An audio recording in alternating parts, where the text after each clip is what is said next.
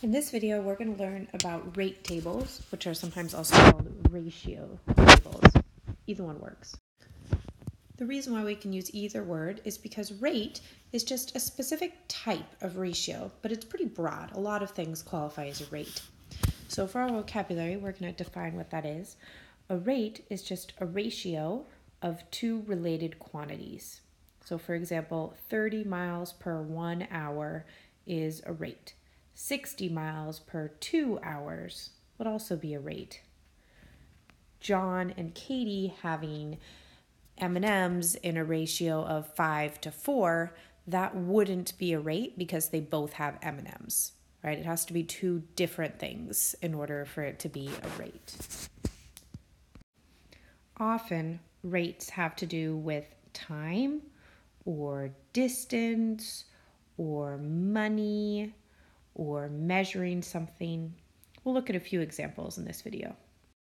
So first, Miss Souther is baking chocolate chip cookies, and she uses exactly 12 chocolate chips for every 2 cookies. So we're going to set this up in a table. So remember, a table is where you have all the boxes. Make sure to use the grid in your notebook in order to help you draw your lines.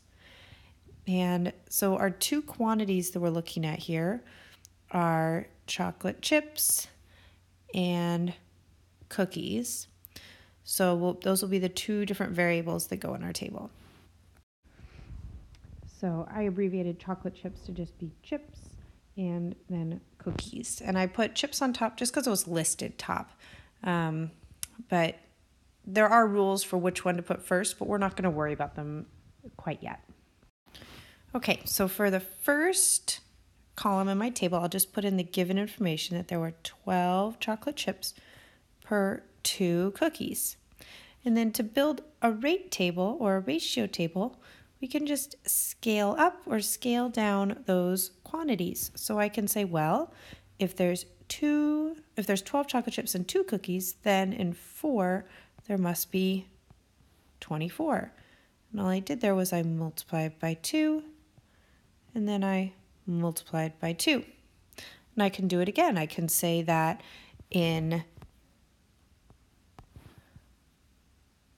6 cookies, now there must be 36 chocolate chips because 2 times 3 is 6 and 12 times 3 is 36.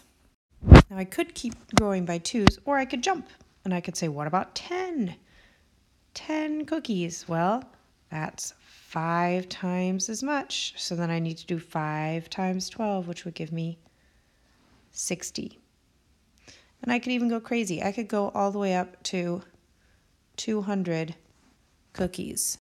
That's 100 times 2. So then I need to do 100 times 12 and get 1,200. So we just can scale up or down our quantities to fill in our rate table. Now, while rate tables are fun, usually there's like a question that we're trying to answer. We're not just making them to try and fill in numbers, although sometimes we might do that. So let's say that it takes Ms. Kriska an hour and a half or 1.5 hours to grade 4 essays. How many essays could she grade in 6 hours? How long would it take to grade 20 essays?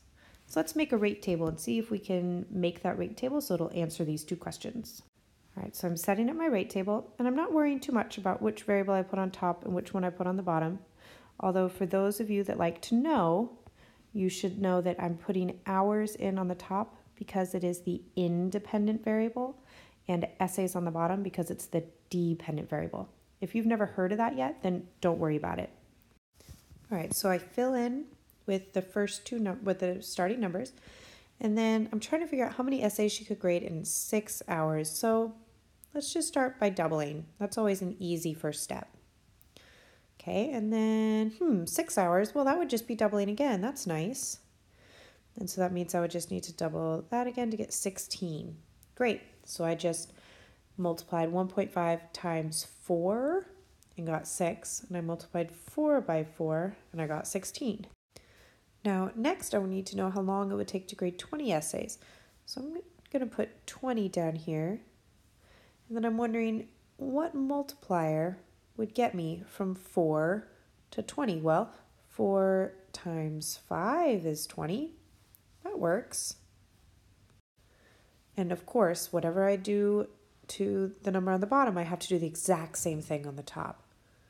So I need to do 1.5 times 5, which would give me 7.5. So Ms. Kriska can grade 20 essays in 7.5 hours. So you can see how you can use these rate tables to answer questions involving either variable. So the hours or the essays, we can solve for either one. All right, so now our practice problem. Jackson can read 8 pages in 7 minutes. I want you to copy and complete the following rate table. So fill in those empty boxes. We'll check this in class tomorrow.